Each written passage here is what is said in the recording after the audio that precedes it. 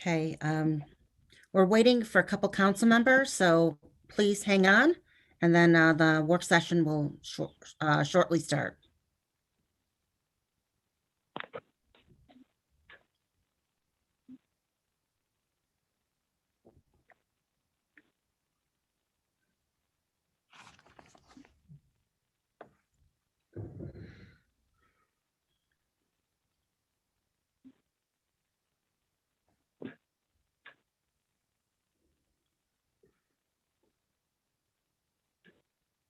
So, Kim, none of those phone numbers are one of our council people?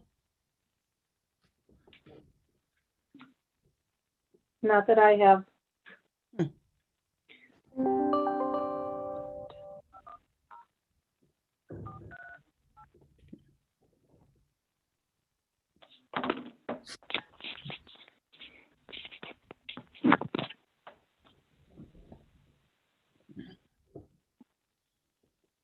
Oh, hold on, they're coming in right now. Good.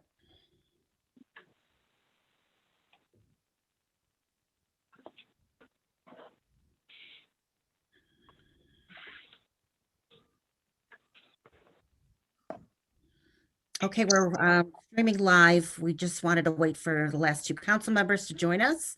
Madam Clerk, could I get a roll call, please? Sure, Councilmember Christine Adamsack, Here. Councilmember Linda Hammer, Here. Councilmember Gerald Kaminsky, Present. Councilmember Brian Nowak, Present. Councilmember Brian Pilarski, Present. Councilmember Richard Rusiniak, Here. and Supervisor Diane Benchkowski. Here. Okay, so we have a full board here tonight. We do have an item of discussion. I have our Director of Community Development, Rachel Stryker, is here to talk about the final phase of the Angela's House, 600 Dote Street. There was one other item we needed to get done to help them get the project up and running. So Rachel, do you want to take Sure. over? Yep. So on the next town board meeting, we're going to have a resolution authorizing the project and directing the supervisor to sign all the documents associated with the project. So I just wanted to take some time to provide background information on the project and answer any questions or accept any comments if anybody has anything. So as part of our 2020 through 2024 5-year consolidated plan, we allocated home funds towards the construction of affordable rental housing serving low to moderate income seniors within the town. And with this funding, it was decided to support the Angela's House project, which involves the property located at 600 Dote Street, which is the former Villa Maria Academy. This is an approximately $22.8 million project. The building is going to be renovated to include 67 low-income apartments for those age 55 and older. As part of this project, we will be providing $300,000 towards construction, and the funding will be in the form of a loan with 1% interest, with annual payments required. That's the gist of it. I previously emailed more details involving timing and everything. And how long is the loan spread out over? 50 years. 50. Okay, I thought 50. It was 30. The annual payments are interest only. The principal is due at the end. At the end, they also have the option of asking for a refinance to take it out longer, depending on financial circumstances. And that's all typical of these projects with home funds. Okay.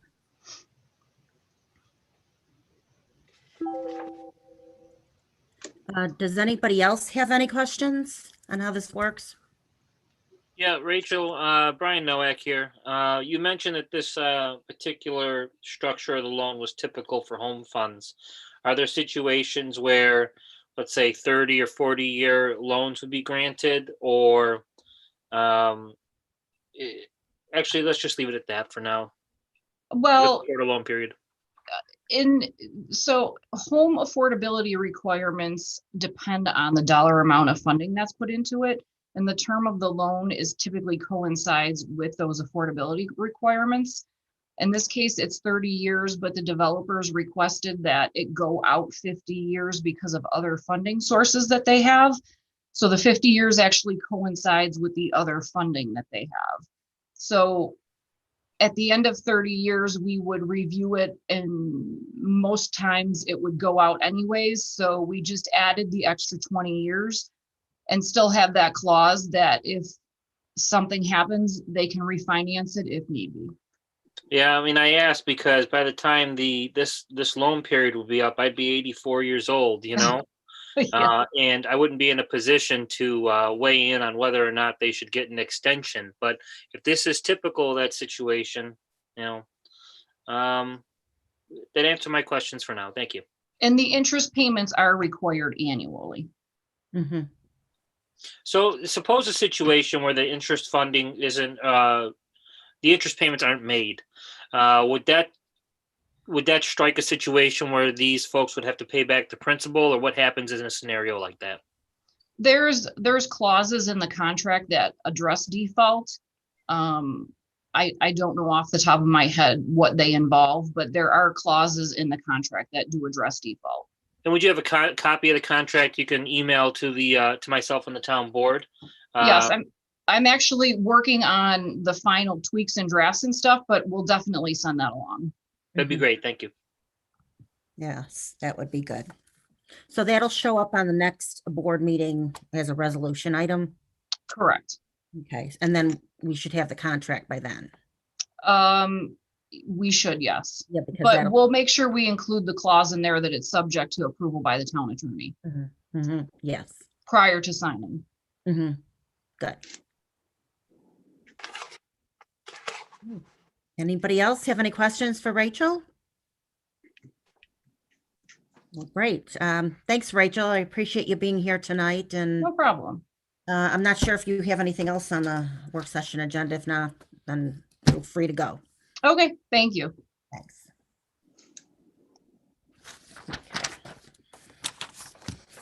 Okay, so we'll go through the town board resolution items. Tonight, we have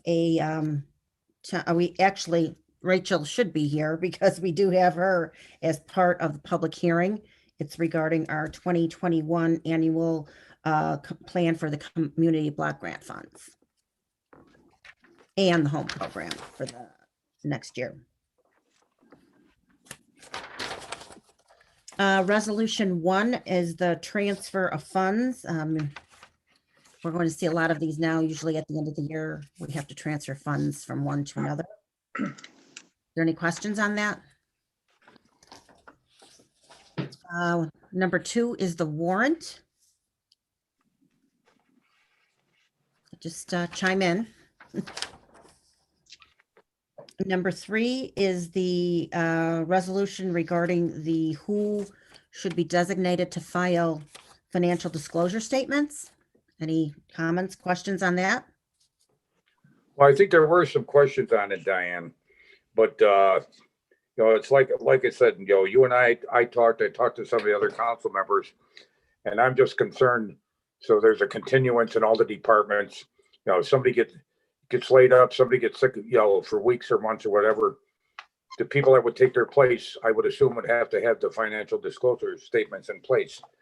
If they're not, I would have to assume, I don't know if John is with us, if he's got any opinion on it, but I think there would be a requirement. And basically going back in history, I think the biggest thing that concerned me is the amount of time it took for so many people that didn't even file. So it puts the town in a sticky situation. Councilmember, I understand that, and I completely agree with you. But I think at this time, we should take care of the number one problem that we have right now with the Board of Ethics. And then after that problem is solved, then we can move forward with adding these titles again to the Board of Ethics. But I think we're adding too many issues right now with the Board of Ethics, and we really should concentrate on the first problem that we have facing us. Well, Chris, not to go against you, we have to address the board problem.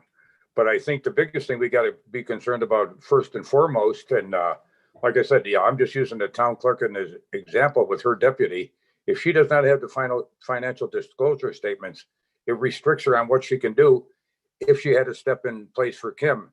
And I think, at least in my mind, I think we need to get these additions done, and we've got to address the Board of Ethics no matter what.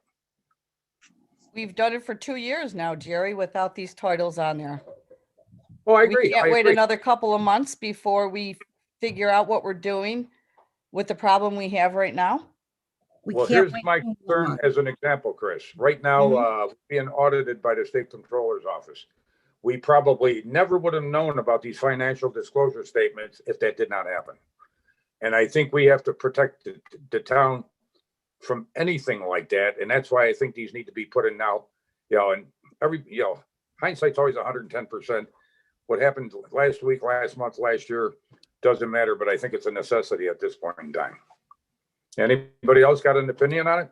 Well, Okay. I do, Jerry, I do know that there is something in our town code that we have to notify the Board of Ethics by, I believe, February, who they are going to be issuing Correct. these financial disclosures. Correct. We can't wait Correct. 2 months. We can maybe wait till the next board meeting, but that's it. We have to notify them if we want to add any on. Somebody else wanted to chime in? I can see a need to add some of the deputies. I would want to know what the position of the bargaining units are that may be involved in those deputies, if they're members of any of the unions. And, again, we would have to notify the Board of Ethics, and, council members Adams, Zach, and Kaminsky kind of spoke to that already about the situation we have there. So that makes the discussions we're having with them even more complicated than they already are. I would be fine with adding the titles, but I'd also be fine with moving this resolution as is. I think what we have at the moment is sufficient, but if we're going to act, like the supervisor said, we're going to have to act really fast. And if we're talking about doing this at the next board meeting and we know the titles that we want, maybe we do move on this now and make the changes. But again, I mean, what we have in front of us is what we've been doing for the last 2 years. And I can see both sides of this one. So I don't know how the rest of the board feels, but maybe it's best, just because of what we have in front of us, that we just move on this right now. For me, Councilman Noah kind of hit on it. Are any of these members part of the bargaining unit with the union? So if we pass this resolution today, will we have to rescind it next meeting because the union disagrees? If they're not part of it, then I don't see an issue. If they are part of it, have we spoke to them about it? Yeah, specifically with adding the deputies. Again, I see, like, Councilman Kaminsky's talked about the benefit of that, and I can see the benefit of adding the deputies. It's just, what situation does that get us into if we add them tonight, not knowing about the other moving pieces here and thinking about the other moving parts? We did have that issue 1 year where we tried to put somebody on. I don't remember who it was, but the union did step in and they were against it. And then we did end up rescinding it. So Well, none of these positions are in the TCEA. this time they're not. No, none of these that Jerry had mentioned most of them are actually non-union members. I mean, they're assistant chief of police, members of the library board. I mean, we're supposed to have all board members, all members of the board. We don't have those included, or the plumbing board, assistant chief of police, deputy superintendent of highways, assistant superintendent of the wastewater pump station, deputy town attorney, deputy town clerk, our assistant engineer. While the senior public safety dispatcher is in the TCSU supervisory unit. So none of these are in TCEA, but they are all in management type positions. Well, my biggest concern would be having to deal with other parties after passing a resolution, and the supervisor read the list. If we added 90% of those people, I don't think we'd have an issue as far as the bargaining units and having them coming to us tomorrow or next week saying, you did this without running this by us or consulting us, or you did this and we're not going to comply with it now for the following reason. So if we know they're not in any of the unions, maybe we add those titles, and those that are, we can deal with those next meeting. What does everybody think of that? That's a great idea. There's only a few that are they're in a supervisory unit, bargaining unit. There would be, let me just see here. So we should add maybe the library and the plumbing board, because they are board members in a board, and the working crew chiefs in a union, the assistant superintendent wastewater pump stations in the union. Although I think we have the superintendent of the wastewater pump station in this. So apparently the union's been okay with that. Yes, we do. So this is just his assistant who works a different shift and manages the night employees. But if you want to wait on that, there's also the deputy town attorney is non-union. One of the deputy clerks is non-union and one is. If you wanted to wait on that, assistant town engineer is non-union. However, the senior public safety dispatcher is. So you give me the direction or what you want to do. Now, if we do add these, this gets us into another issue and speaking to the heart of Councilmember Adams's concern with this. We've got a Board of Ethics right now that's had 3 members for nearly a year because 2 of them resigned on March 7th of last year. If we're going to add additional titles and we're going to lengthen the amount of work that they're doing with the financial disclosure statements, I would think that we're going to have to make a movement sooner rather than later to have a 5-member Board of Ethics rather than 3, so there's enough people to field through all of this stuff and complete the work that the Board of Ethics will have to do. Now we're essentially adding to their workload by adding the titles.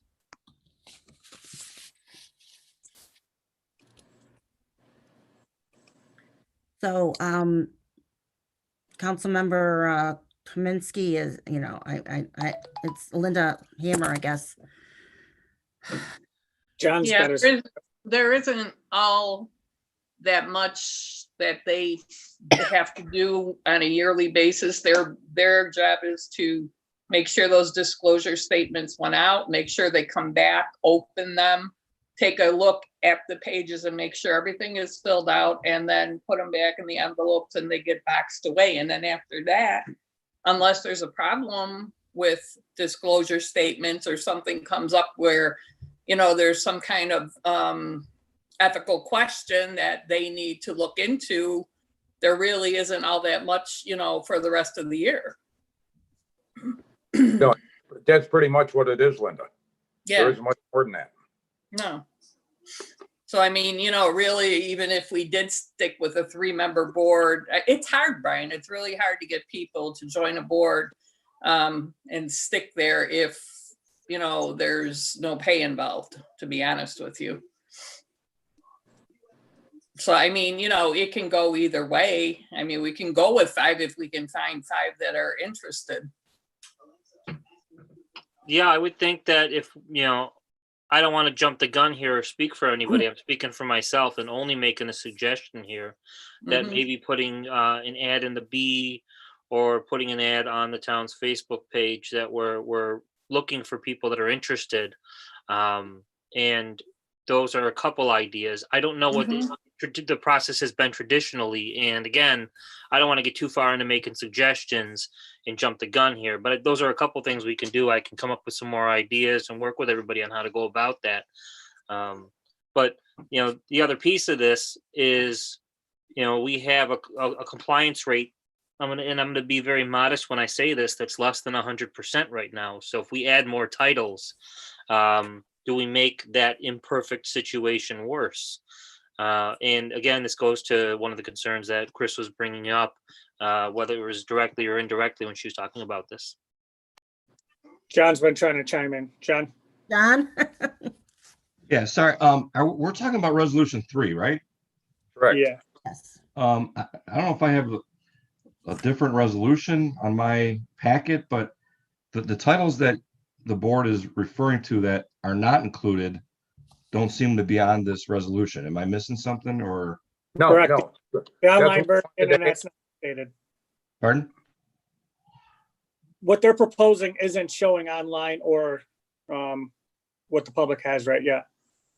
They're looking to make an amendment to it with those titles. Oh, I'm sorry. I thought there was a resolution that was already listing out those titles. I'm sorry. No, Yeah, there we are were some adding already to it. here, because we had to correct one of the titles. Somebody's title changed. So Okay, that's, so there is a different resolution other than number 3. That's, no, that's the No. resolution we're talking about, just amending it and adding oh, more. I see. Okay, okay. That I was sorry about that. Mhm.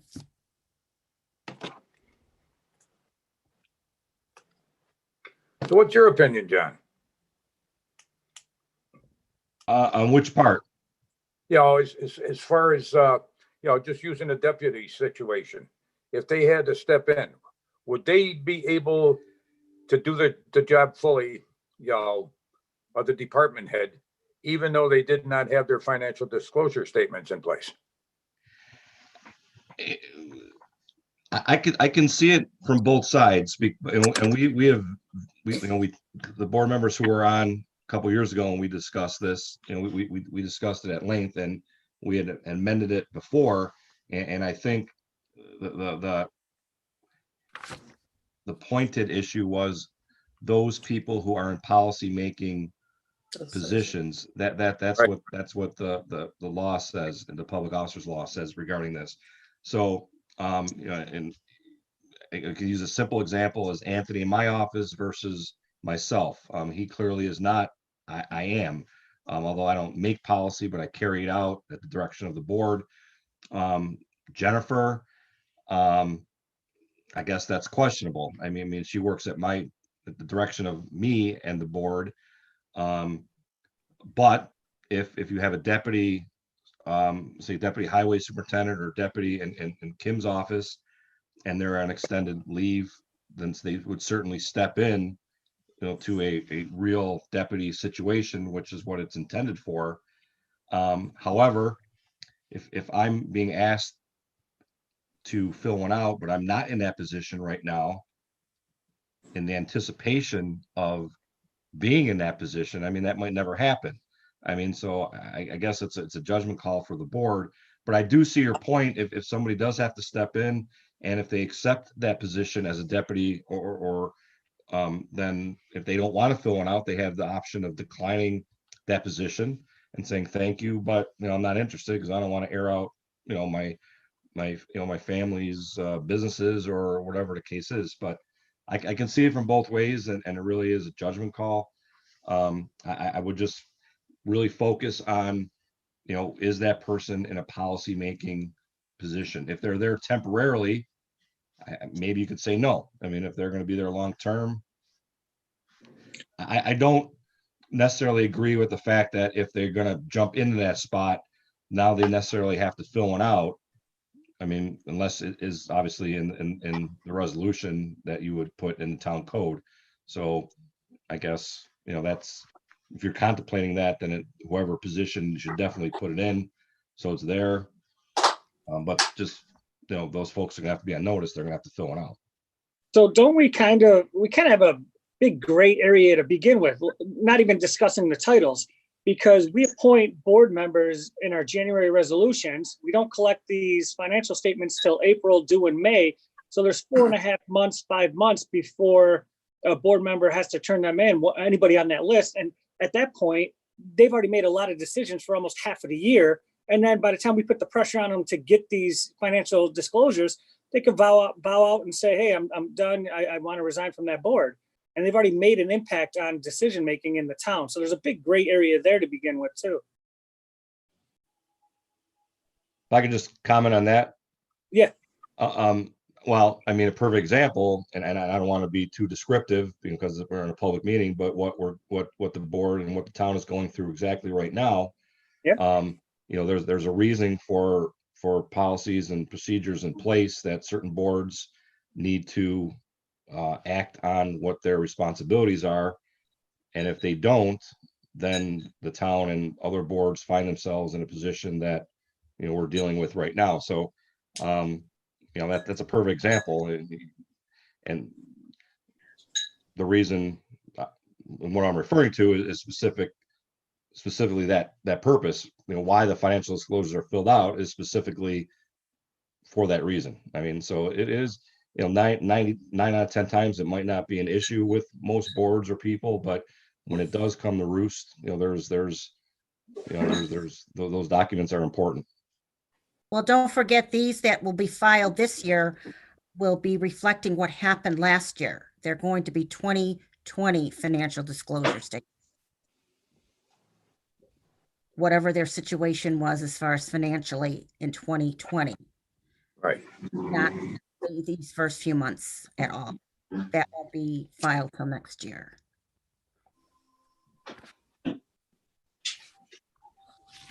So I don't know what you want to do, council member. I mean, I'm okay either way. Yeah, I am too. Yeah, like I said, Diane, I'm just concerned, and I understand what John said. And I think relative to what Brian Pilarski was saying, I think it's a wee bit different being an elected official than it is being a department head or some of the other situations, because a lot of it comes with the territory. But, and I guess maybe sometimes I get overly concerned, but it's still the what if one of the deputies had to step in month, 2 months or whatever. I would assume what John said, under the law, it would be required. Mhm. Because it would actually be in that position at that time, no longer a deputy.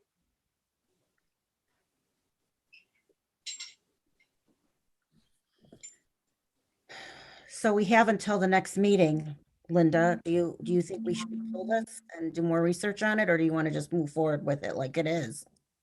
I don't have a problem either way. I have a feeling we're gonna end up putting everybody on anyway. Probably because we should, just in case these people have to step into those positions. So either way, I'm fine with it. Well, then why don't we just pull this resolution 20, because you and I are the movers, Okay. 2021-39. And if we could pull this, Madam Clerk, till the next meeting, and I'll have John Dujak do a little more research, and because there are some people that are in management positions that are not on this list, which I mentioned, the senior public safety dispatcher who oversees the dispatchers, and also the members of the library board and plumbing board are missing. I just for the board's edification, I mean, my opinion will be the same as it was last time. I mean, certainly any board member, I mean that's, without stating the obvious, they're in policymaking positions, folks who, are carrying out certain things, are not. I mean, deputies of certain departments, absolutely. But I'll be more than happy to look at it if you could just let me know what exactly you're looking for, and if I could have the list that you're contemplating, that would make it. I don't think it's a big list, if I remember. No, I had sent an email out that Jerry mentioned to add possibly some of these questionable ones. I had sent that out. I'll resend it to everybody, and John, if you could look into what other towns are doing as far as who fills out financial disclosure statements. If we're missing any. I mean, respectfully, I don't necessarily follow what other towns do, because they may or may not be doing it differently, or they may. I mean, I'll look if that's what you want me to do, but I'd rather. No, I think we need to check the law. Yeah, I'd rather measure it up against the law than what other towns are doing. Yes. Okay, so that we can be sure that these are the correct people that have to be on the list, and will give us enough time to notify the Board of Ethics. Okay, so we're gonna pull that one.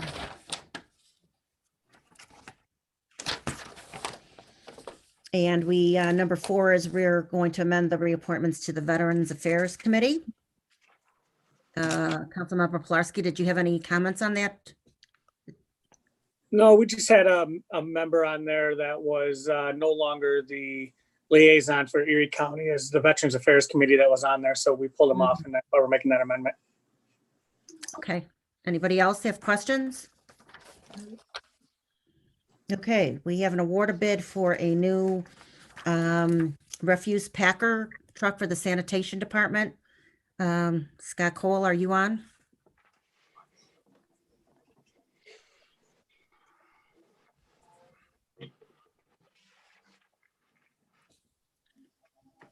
Scott? Madam Clerk? I is- don't see him.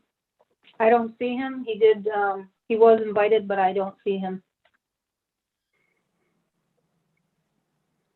Okay. Well, our policy has always been if the department head has a resolution on, they should be here at the work session. I mean, that's a lot of money we're spending, $232,000. Diane, the is something price, we need. I'm surprised it's not changed that much since we bought the last one. Okay, well, that's good to know. Yeah, and we really need one. Mhm, More than one, Rick. mhm. Okay. Well, I'm fine with passing Excuse it. me, Does anybody- Supervisor. Scott Colwell says he's on. Scott, One of the phone where numbers. are you? I've been dialed in since 5 to 5. I've been listening to you guys since the beginning. I got my invitation and I've been on listening. Okay, I actually got invited. I'm on. I'm in your loop. yeah, this I'm happened gonna say before. that he's one of these phone numbers. He's one of these Yeah. phone numbers that we don't have. Scott, what Noted. phone number are you? It Scott? doesn't matter as long as. Well, we let's know. not say it over yet. Don't say it live. Yeah. No, I'm He not. doesn't need to say, he just needs to unmute himself so we can hear him. *6 should unmute. Is it *6? Tell him to use.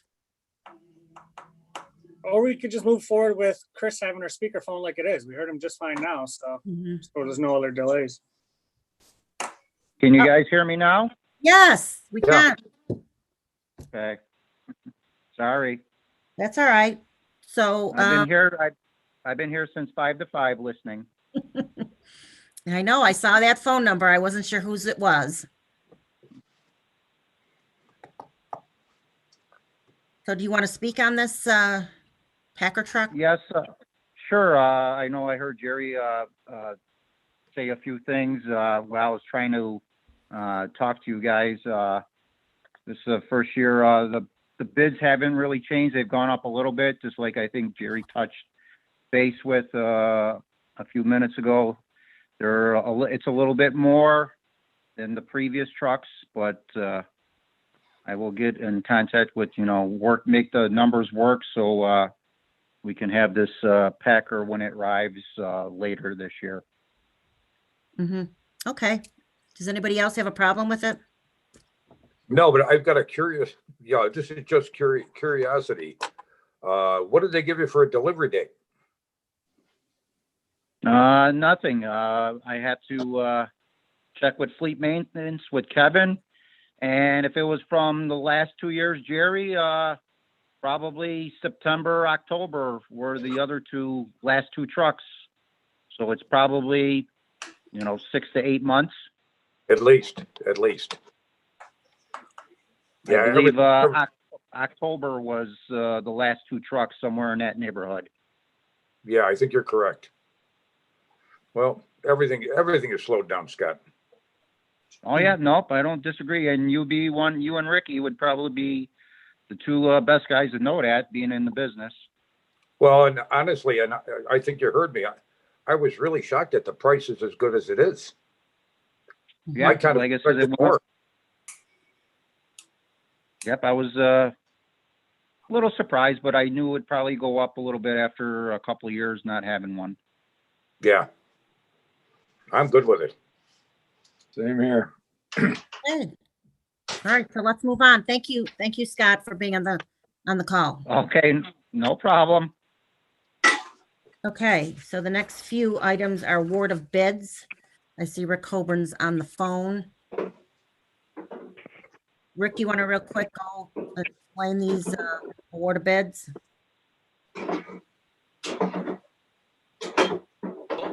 Hello? Yeah, we can hear you. Okay, I apologize.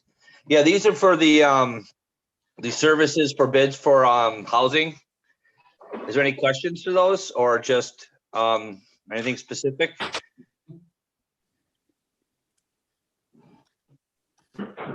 Okay, so they're like for grass cutting of these town-owned or Benlick, for instance, I think too. Typical, yeah. We've been doing these, they're just going out to bid. We're a little bit ahead of the game this year. We would like to have had them already ready for the spring, but we're still ahead of it, so we're good. We do have one also for shoveling, which is kind of nice. We haven't had that. Yeah, I agree. And next year you should probably get that in sooner. Yes. But thanks to Yeah. Don Wortinger, it looks like he put these together for you, so. Yes, he's taking over those housing, yeah, he does a good job with that. He's working with John Yeah. on that, and John's helping, and Tony. And I agree. So next year, especially the shoveling of the sidewalks in front of these vacant properties is really important. Anybody have any other questions for Rick? Okay, Rick, while you're still on though, we have two things. We have the negative seeker for the Transit Road project, the Young Development, and I saw Jesse was here. And the rezoning map for that development. Correct. Okay, so did you want to just quickly go over it? Well, we've had this already gone through seeker, and we've also finished it up through the EAC. We've been through at least planning's recommendation for the rezoning. Right now, Pat Bowen has received a confirmation letter from Sean Hopkins that they're going to do a review of the traffic impact study at a 50% completion of the site development. We did talk about the EAC and the downstream capacity analysis, and I'll let Pat discuss that, but they talked about a recommendation. We're waiting for Nussbaumer and Clark to give a review to that, but I'll let Pat speak to that specifically. Regarding confirmation on the resolution describing what they wanted to see in the midst development. Pat, you there? Yeah, Rick, I'm here. Actually, I'm looking, Rick, those conditions are both included with the next resolution for the rezoning. Oh, good. Oh, excellent. Okay, very good. Thanks, Pat. Yeah, for the next resolution, I see Jesse did include a condition for the traffic study done at 50% of development. And also he addressed the issue about the capacity analysis with the Genesee Street Pump Station. Those are the two conditions that we agreed upon at the meeting, and I feel Sean Hopkins and the developer was willing to do both of those just to kind of make sure that we've not missed anything. Correct.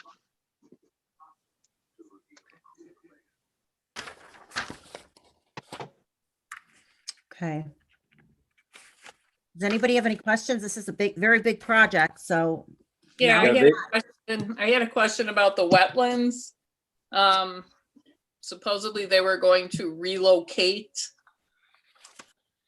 the wetlands that they were displacing. Where are they going to be? How do you relocate wetlands? Linda, from my understanding, I believe they're dedicating another portion of the site to be undisturbed. Mm-hmm.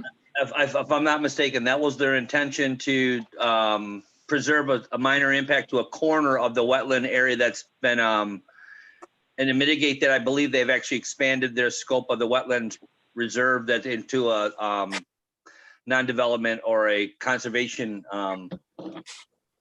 holding. Could it be like in conservation type plan where that will forever stay green, that it will not be Yeah. ever? All right. Yes, it's exactly what it is. They've dedicated a portion of that development to be completely green forever. Okay, and I still have one other question Rick. about the traffic exiting into the McDonald's parking lot. To me, that's a total disaster. I I live close to this area, so I see it all the time. I know how busy that parking lot is at McDonald's. And I'm just not seeing how cars are going to be coming from that complex and from the restaurants and from the supermarket. And they're all going to be merging into that little area to try to get out on Transit Road. That's still Hey, one thing Linda, that I have issue with. Jesse, is Sean Linda, Hopkins on the line? Actually, Chris Yeah. Wood and Carmina Wood Morris is on the line as well. He can answer. And I'm some here questions. too, everyone. This is Sean. Oh, Sean's Okay. here. So we Yeah, can answer those questions if you want us to. Okay. So let me take, this is Sean Hopkins. Let me take a shot at answering Councilmember Hammer's questions. First and foremost, what Rick said on the wetlands, we're proposing a very minor impact, 0.11 acres of the 2.47 acres. And what Rick said was exactly correct. As mitigation, we'll be creating 0.2 acres of wetlands on the site. And those will be wetlands per the input of both the Army Corps of Engineers and the New York State Department of Environmental Conservation. And then the entirety of the permanent open space, which will include those 0.2 acres of wetlands we'll be creating, will be subject to a deed restriction. If you look at the next agenda item, the actual resolution, the planning board during its meeting on January 14th asked that that be included as a condition. We offered it. So that's there as well. In terms of traffic, Councilmember Hammer is correct. Obviously, Transit Road along that segment is very busy. We are showing one centrally located curb cut onto Transit Road from our site. We hope that most of the people will use that, especially during non-peak periods. But the biggest issue relative to traffic was, hey, let's wait and see what happens when we actually get half this project built. So we have agreed that we'll pay for and provide an updated traffic impact study at 50% build out. We'll evaluate conditions at that point in time and see where we're at. If there's a need to discuss possible mitigation measures, or possible additional restrictions, that'll provide the town working with DOT, as well as the town departments and the town consultants with the opportunity to do that. Now, And finally, we just want to note, we appreciate, obviously, town board has spent a lot of time on this. The planning board and the EAC both spent a lot of time on this. right. We did get positive recommendations from both of them by unanimous votes on January 13th and January 14th. We're only at the land use stage right now, and obviously we have a lot more work to do. We'll be coming back in front of you in the future with fully engineered plans that will address any additional technical concerns that we need to address. So we appreciate it, but we think we're good. The major issue was the traffic, the exiting at the lights, at the two lights. And I don't think Cloverleaf will be a problem. I think it'll be the one at McDonald's. And I was just concerned about that. No, that's a fair comment. We'll make sure, as we move forward and we get that updated traffic impact study, that'll have to be looked at in greater detail. Okay, thank you. You're welcome. Thank you, Sean. Does anybody else while they're here? Yeah, the seeker aspect of this, after hearing from Sean Hopkins and hearing Councilmember Hamber work through those comments, I'm comfortable with that, having looked at the seeker myself. But the local law dealing with the zoning right now, I looked at the planning board minutes and it mirrors what's here on the resolution. So all that washes and, it works out. But I was hoping Pat Bowen can speak in a little more detail to some of the concerns that were raised in the past about this development and the impact on the sewer system and all of that. And I know there were a number of concerns, and I'm wondering if they were all addressed or at least spoken to and considered. Brian, yes, they have been considered, and they're still being addressed during the process. It appears that the pipe within our sewer system has the capacity to take their flows, but there may be an issue with the Genesee Street pump station. And Nussbaumer Clark did the design for the pump station, so we asked them to review the downstream capacity analysis that they did and get back to us with comment, and we're waiting for those comments. Okay, because without these conditions, I would have had some misgivings passing the zoning change without seeing the site plan. But with these conditions, I'm a little more comfortable with that. I still would like to see the site plan sooner rather than later. You know, we've got the seeker here. We're dealing with the zoning aspect of it, but the site plan piece hasn't quite come together. And I know there's a number of stakeholders working on getting, you know, various concerns met on that. One of the concerns I've had is, you know, the number of bedrooms that are in these apartments. I would love to see if it's possible.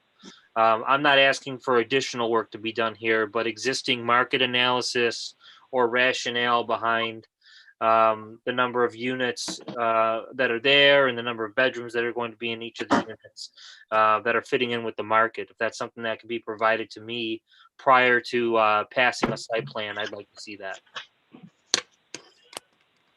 Yeah, Councilmember Nowak, this is Sean Hopkins. We certainly can provide you with that information.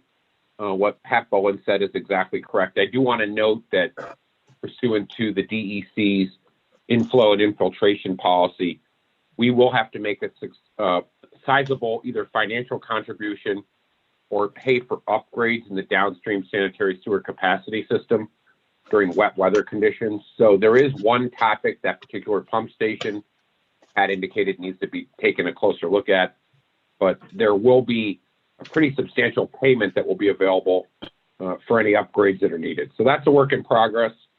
And our next step will be to proceed with the site plan. Chris Wood, who's on the meeting, will be doing the fully engineered plans, and then we'll come back in front of you and you'll have the opportunity again to look at the very technical details with respect to this project. Okay, I'm fine. Anybody Diane, else?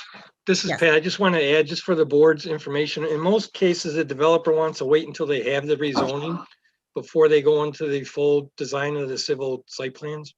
Because otherwise they can spend a lot of money getting site plans done, and if they don't get the rezoning, the project's dead. So That's very typically true. they typically prefer to get the seeker done in along with the rezoning before they move forward with a full design.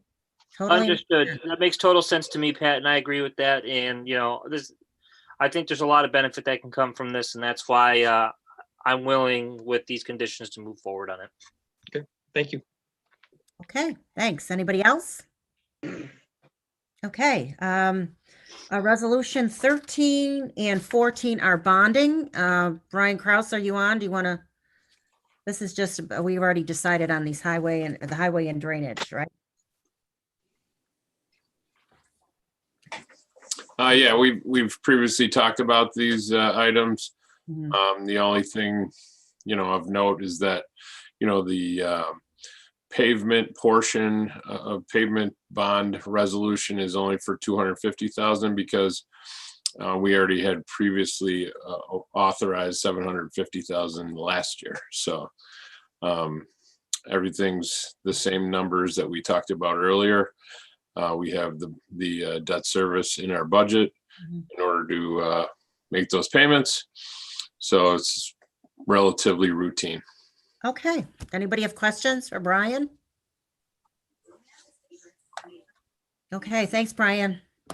Appreciate working so hard on those. I know those are complicated.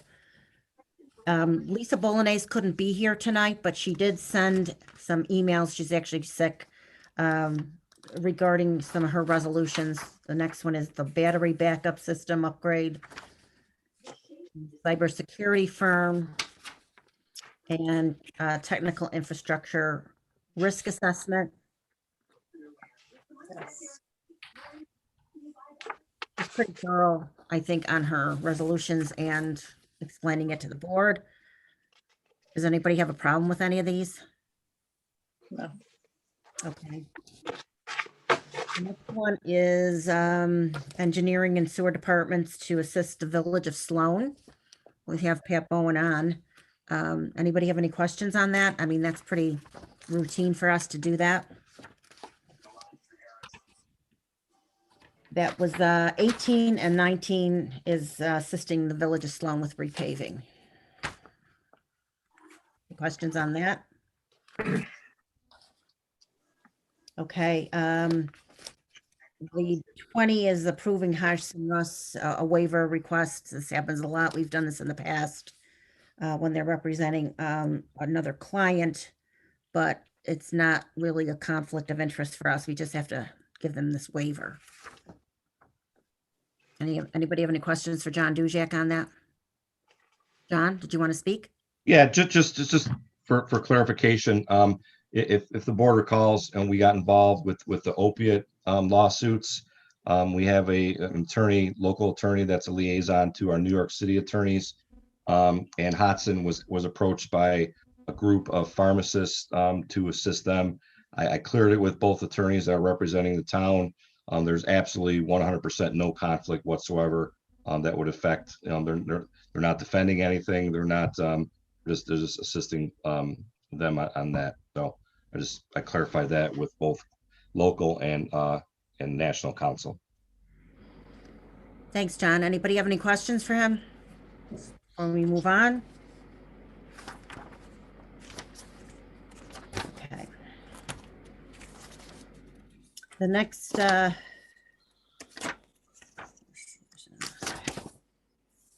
Erie County Youth Agreement, Jill Gorman's on. Jill, this is a yearly thing we do. Do you want to explain it any further? Sure. It's a yearly thing we do. We get funds from Erie County. They are funneled through New York State. So the only thing I will say is we did not receive all the funds in 2020, and they said the same could happen in 2021, depending on what happens with the pandemic. And also, they are being very lenient if we're not able to provide the services that we first state in the contract. They will let us submit an amendment for any services that we do provide.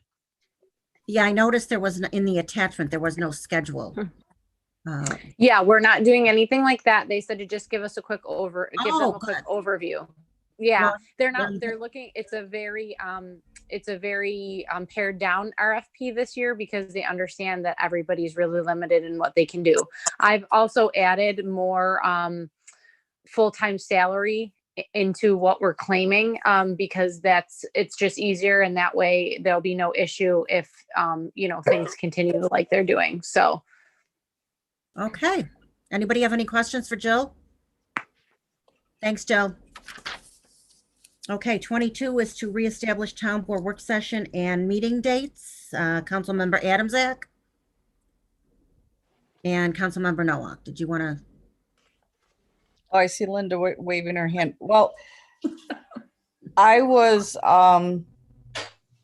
after doing this work session and board meeting for over 2 years, well, about 2 years, I just feel that we're being rushed doing this. The work session, executive session, board meetings on the same night. And I feel that we're putting resolutions forth. We are then rescinding them. I think that we are just making mistakes and we need to pull back a little bit. So I'm willing to hear what other people want to talk about or how the rest of the board feels. But I think we need to come up with a better solution. Right. Sessions and board meetings. Linda wants to, I guess. Yeah. No, I agree with Chris as far as timing and stuff like that, but I know for myself the Tuesdays are not going to work out. I have 2 committee meetings on the 3rd Tuesday of the month. I know Rick is also on one of those committees, the Traffic Safety Committee. We need to come up with something that's acceptable to everyone, since we're all board members, that, we can't just pick a day and say, okay, we're going to do it here. I think we really need to have more discussion on this, and I don't know if we have time to do it today. So if that's the case, I would like to table it and maybe ask for a second. Before we entertain a motion to table, I want to consider possible amendments to the resolution we have here. I think Chris Adamczak is right about the need to have more time to discuss things, and seeing the resolutions a week in advance or getting a sense of what's going on at the work session a week before a meeting, we would reduce the number of things that we're getting rid of. One of the things we could do is, instead of going to meetings that are every Tuesday, I don't know how this works for everybody else, but possibly go to a situation where we meet just a 4 o'clock on Tuesdays instead of 5. That would give us an extra hour. Another thing we can do is instead of moving the work session to the first and third Tuesdays, maybe we can move the regular board meeting to a Monday and move that to the first and third Mondays and do that at 7 o'clock on the first Monday and the third Monday of the month, and then do our work sessions the way that they're going right now. Because one of the other concerns that's been raised in all of this discussion about, being rushed and what we're doing as far as our process and procedure is we get resolutions on a Thursday and we're here voting on them on a Tuesday evening. So there's times where we get them, let's say Thursday night, we only have Friday really and maybe part of Monday to reach out to the folks that we need to get more background, more information on what's going on here. Of course, we can send emails over the weekend, but having 11, 12 days instead of 5 gives us a lot more time for clarification and working out some of these wrinkles that come up. So if it were me alone deciding this, I would love to move the regular meetings to the first and third Mondays and do it that way. The resolution as it stands, if we took a vote tonight, I would vote in favor of it because I think we need to do something different here. But I'd be open to amending it, moving the regular meetings instead of the work sessions and doing those on Mondays. Well, another issue I have is that certain people, Kim is an elected official. I mean, was she consulted on this? Jan Duziak does traffic court. Yeah, You know, she wanted to speak. It looks like John's waiting to speak. So let's let the town clerk and the town attorney speak because they're part of this too. Go ahead, Kim Burst. Well, yes, I was going to say, since, these work sessions and town board meetings, the agendas and the minutes of these meetings are my responsibility. And I would have hoped as an elected official and part of this group that you would have at least reached out to me to explain to me what this would have looked like or what you thought it was going to look like. Because, I don't know when you were planning on having resolutions done. Were you just having discussion items on those work sessions? Right now, it seems very streamlined. I can understand you saying that you don't have enough time to look at the resolutions, but maybe that could justify having the resolutions put in by Tuesday or Wednesday to give you a couple more days. Right now, we have waiver items coming in on a regular basis. So if you were planning, which I don't know, but if you were planning on having resolutions to look at on a work session, you have a whole week before the town board meeting that people are constantly putting in last minute resolutions, and you're going to have that many more waiver items. So I don't know what your plan was, but I guess I would like to discuss it because it is my time and my staff's time to figure out a process to put this in place. Don't forget, Kim, back when, back a couple of years ago, this is how it was. It was the work session on the first and third and board meetings on the first and fourth week of every Tuesday. So it was Chris, every I don't Tuesday disagree we were with doing you. this. I don't disagree with you, but we have the process in place now, and that's what we've been doing. I only asked for consideration that you would have at least talked to me to explain what you were looking to try and do, because it's mine and my staff's time too. We're also down 3 people, 3 part-timers in the office, so that puts added pressure on my staff, especially now during tax time. Okay, well, that's why we are talking about this. Unfortunately, we've done this for 2 years, and I just feel that we're going backwards instead of forwards. I always agreed that we should do the work session and board meetings on the same night.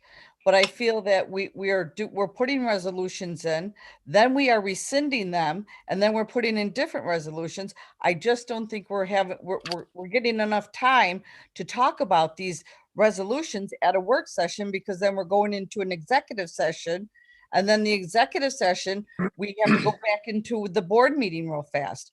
I just don't think that we can do this all in 2 hours. And 5 to 7. I'm not telling you that you should, Chris. I'm only explaining that procedurally, I have to be ready and prepared for whatever you're going to do.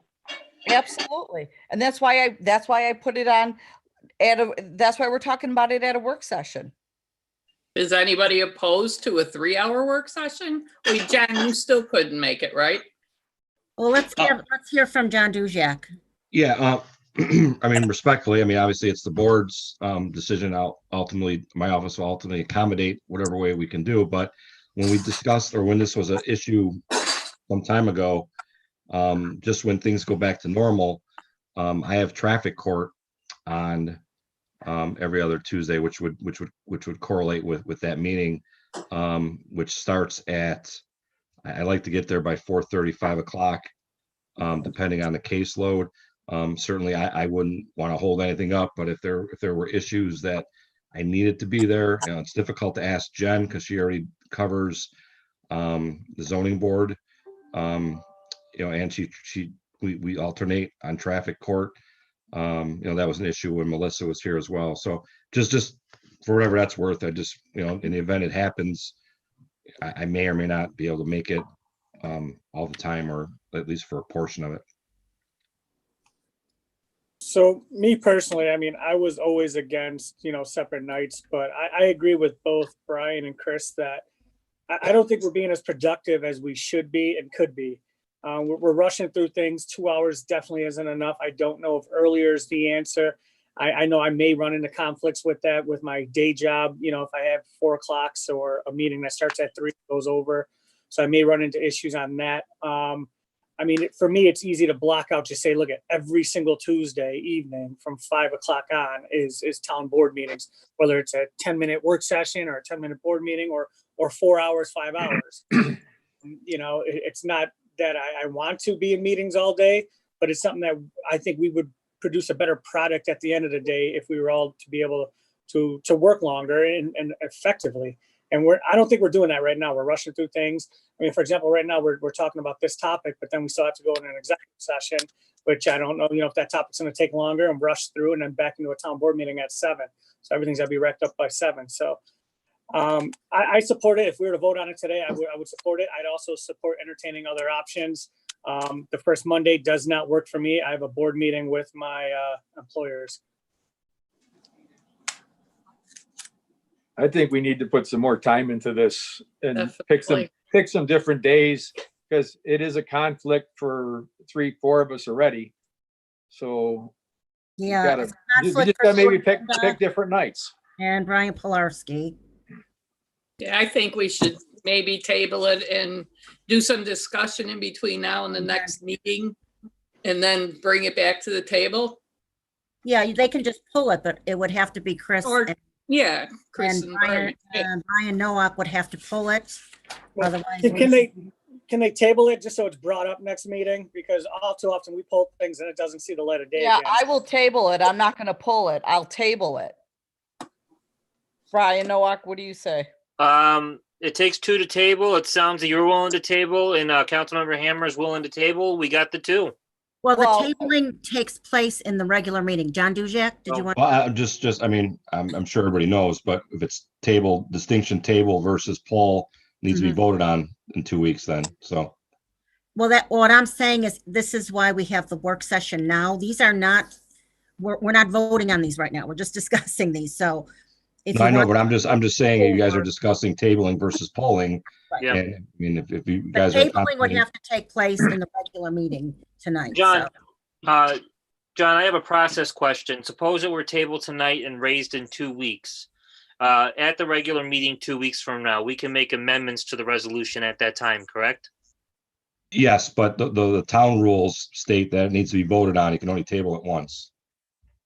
So, Right. I mean, if you pulled it, I mean, I'm not, whatever you guys are deciding to, if you pull it, then you can take an indefinite period of time, obviously. But if you're contemplating wanting it to be voted on or amended, in 2 weeks, then then tabling obviously accomplishes that.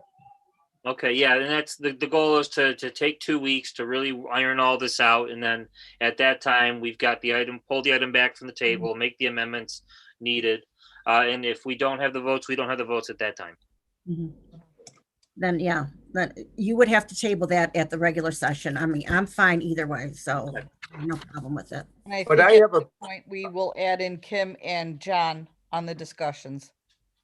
You will have to pull that resolution off the consent agenda first. Right.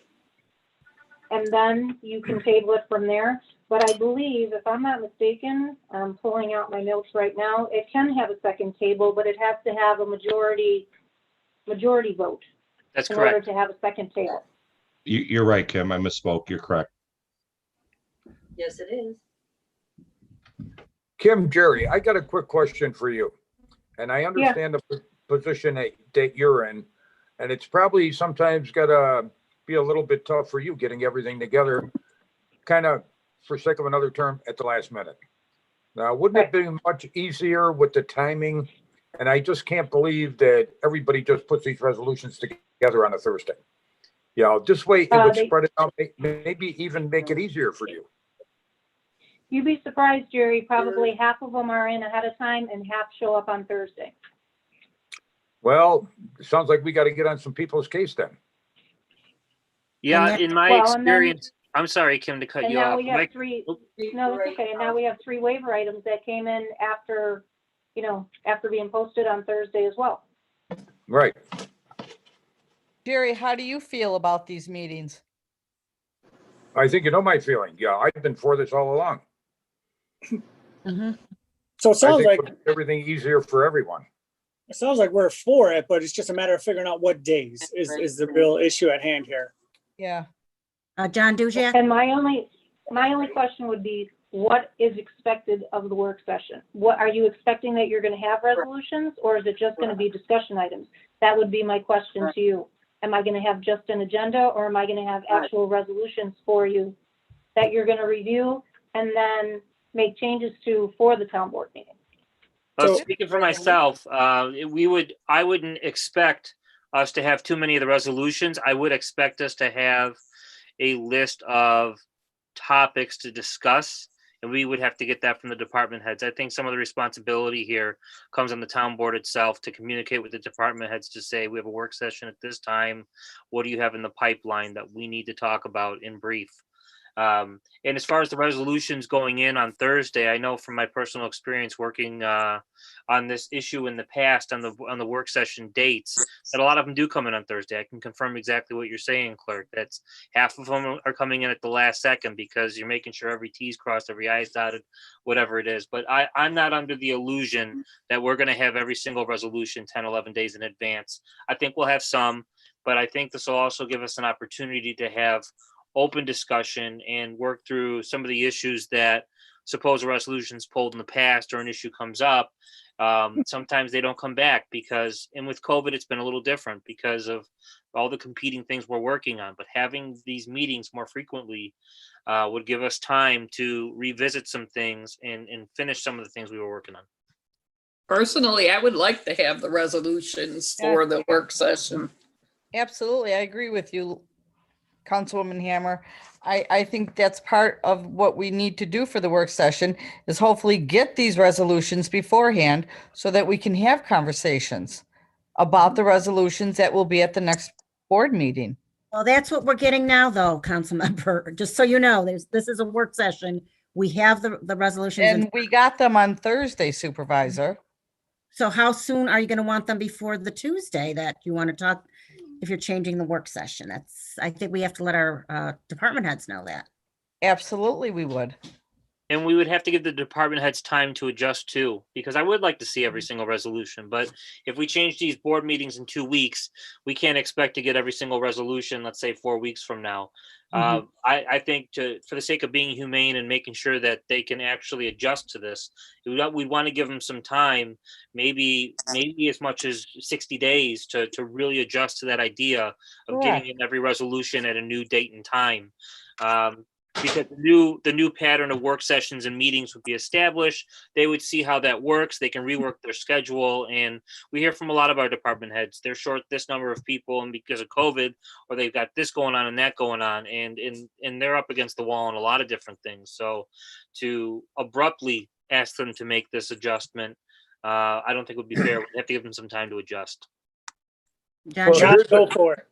I have a few thoughts that you guys brought up. And this probably won't be popular amongst my colleagues, but having, and I understand what Councilmember Adamczak said and the reasoning behind, having time to discuss things, but and to Councilmember Nowak's point that he just made, we don't need 60 days. I mean, this stuff comes up as you guys make decisions, as contracts get agreed upon, get signed. I've been, Melissa Reese, this started with Melissa. We've asked for a long time for department heads to, and Diane even attempted to do this last year, to include the resolutions with the agreements once they get to her office or my office. So, she knows what she's signing and I know what I'm looking at, because I may not be a part of certain agreements or a resolution all the time. So when I'm trying to approve something, I'd like to have, a narrative of what I'm looking at, where it came from, a little bit of a history, which we sent out a memo, to department heads some time ago to, include that cover letter with the resolution, with the agreement. So that's going to come in, whether you guys have board an extra meeting 2 weeks in advance or not, those agreements are just going to come in as they come in. One thing I would ask that, I know the board, I think, contemplated this before, Karen Marchese, myself, we're at every board meeting. I think all the other department heads should be at the work sessions, because if there's questions, a lot of times my office, or I know I talk with Karen a lot, or Kim, we guess, naturally we call them, but there's a little bit of a disconnect sometimes when I'm trying to draft resolutions or approve agreements, when, once they clear it with the board, gets approved, and then, it's kind of like that. And now it's up to me, it's up to Kim, it's up to Karen. So that should be contemplated too. So for whatever that's worth. Well, there's a lot of work behind the scenes. I know what you're saying, John, so. So kind of piggybacking off of what John was saying there and kind of answering Kim's question on what I would expect of it is, I've been saying it for a while, is I'd like to hear from our department heads a little more at our work session. Maybe they rotate through, come by quarterly, each one, and then we see them 4 times a year or 3 times a year, and just say, hey, this is what's going on that's good. This is what's going on that's bad. These are the issues we're running into. These are the supports I need. Right now as a town board, the only time we really call a department head before us is when something's wrong. And that's not good. I want to open up that communication between the department heads a little more. And I know we have department head meetings, and that's great, but I think just allowing the public to also see that dialogue go on and answer some questions that we may have and bounce ideas off of each other. Anybody else before we move on? Well, Diane, and I'm just going back historically, to when I was first elected in 2012.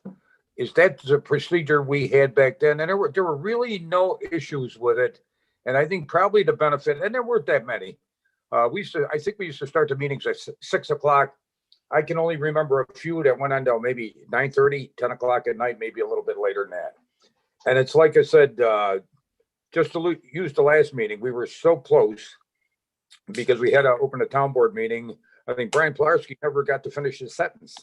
And I understand that, but we're always seems like we're crammed in under so many restrictions. It's ridiculous.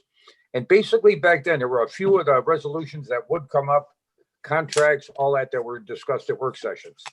The average run of the mill, like some of the resolutions we're doing tonight, they're not that critical. And it's just a matter of adjusting your time. Instead of having to be in Thursday, you need to have them in by Monday, beginning of the week. And I don't think that's any major disaster. But I'm assuming it might even make it a bit easier for the town clerk's office too. Like I said, we're short people everywhere. It's not easy for anybody. But I don't think it's the end of the world with this. Yeah, I'm sure you'll figure it out. I'm available every night, so that's just part of my job. I'm here 24. Well, and just to add, Diane, I don't think we'll ever stop waivers. Yeah. Pardon There's me? things that are going to come up last minute. Yes, of course. Yes. So, okay. So if you guys want to work out the 4 days that you want to do these meetings, I'm fine with whatever you decide. So just let us know. Okay. Karen Marchese, you want to go through these personnel items? I know we have. Yes. The first one is fairly traditional. I'll go into the routine things, as Jerry mentioned. Termination of seasonal employees, 2 people in the sanitation department. Of course, if you have any questions, you can ask me as we work through. Then we have youth and recreation transfers. This is actually going into summer. Jill is starting to make some changes. So those are all in youth and rec. And if you have any questions, you can ask me, but I would have to ask Jill anyway. We have an appointment of a senior sewer maintenance worker, Sean Liegel.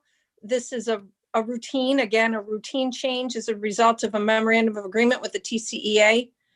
And then Diane, with your permission, I will go into the waiver items that I have. Yes, please. Yes. Well, actually, there's a resolution. We're appointing 4 police officers tonight, which is very good news for the police department. Yes. So we will allow them to give them all their congratulations and glory in that resolution. I do have 2 issues or 2 resolutions under the suspension of rules. The first is involving authorizing the supervisor to execute a memorandum of agreement to allow for the TCEA members to donate sick time to a very ill employee in the TCEA. And I can give you more details on that in executive session. And then there is a resolution 2 on waivers, is not mine, but I would like to just move to the resolution 3, if I could. The appointment of a senior sewer maintenance worker in the sewer maintenance department. And this is a fairly routine issue as well. He worked in the highway department and it didn't work out. So he's going back to the sewer department. And then we can go back to resolution 2 under waiver items. That's And up. I Pat? Pat, regarding the NICEAG resolution? Yes. As everybody's aware, and I apologize because I meant to send everybody an email. I sent one to Diane and Rick Rusiniak asking to put this under suspension of rules. If you recall, there was a town employee, a young town employee who died in an accident on Union Road, crossing Union Road. And as a result, the New York State DOT did an extensive safety study of that intersection. And as a result of that study, they've developed a design for some safety improvements at that intersection. And the safety improvements include improving the street lighting, which includes adding 2 additional street lights. The cost for upgrading some of the lights will be totally reimbursed to the town. And then there's 2 additional lights that'll be installed. The installation, the construction costs will be reimbursed. Moving forward, there'll be a net increase of $33.63 maybe to our annual charge to the lighting district. Okay, I think it's well worth it if it would avoid another accident like that. Anybody else have any problems with this resolution? I don't have a problem, but how do we explore kind of moving forward with changing out our lights in town to LED or new poles and all that? Because you said most of it's reimbursement, it sounded like. Is it just for this project or is this really something we can move forward with expansion throughout the town? The reimbursement would be just for this project. Councilmember, I'm sorry, go ahead, Diane. We've been working, Pat Bowen, myself, engineering, we've been working on meeting with the various companies, National Grid and NICEAG, about switching out the LEDs, but there's also too many options. And with the reduction in our revenue last year, it was all put on hold because if you want to do this the right way, it may cost millions of dollars. So it's just Pat and I just talked about it a couple weeks ago. Pat needs time to look into it a little further. It's all numbers. It is. Yeah. Just quickly on that, the supervisor's right. It's going to take some real investment and it's going to cost millions of dollars to do it the right way. And when we do something like this, we've got to get into the residential areas because a lot of the issues we're having, and and everyone on this board knows that, depending on street to street that you go, some lights are on and off, some lights are not working for months on end. And even recently I've worked on several different street lighting issues and we've all done that. But whatever we do has got to deal with the residential areas in addition to the main roads. Well, that's right. It's going to be a bigger project, I think, than just the main roads. We were off to get just a quick conversion through NICEAG, but that would have been just the main NICEAG lights. and it wouldn't have. Yeah, covered- and Diane, if I can interrupt, I was involved in that back, we looked at it a few years ago. Yes, And yes. It's crazy. Some of them we own the poles, some we only own the heads, some we only own the bases. It's an absolute nightmare as to who owns what, so how do you decide? And I Mhm. think back then, I might be wrong, but I think we talked to, the one company we talked to, had interest in possibly taking over all the lighting in the town. Everything. Yes, I agree. We were going to do all of them. We were going to buy them, but then we have to maintain them. But there's a big, big expense involved. If we want to buy them Yes. and put the new LED heads on and poles and whatever you said, the bases, that's millions of dollars. So Pat has a lot of information.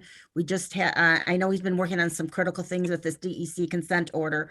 So, but this is in the works. We're not ignoring the issue. I think it has to be done sooner than later.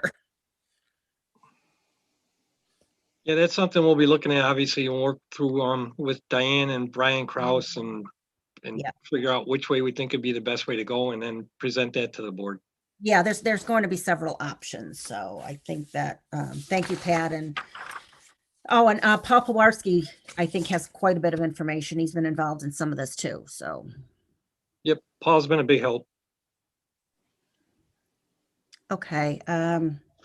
All right, at this point, I'd like to make a motion to go into executive session to discuss matters leading to the appointment of a particular person, the employment history of a particular person, and a proposed lease of real property.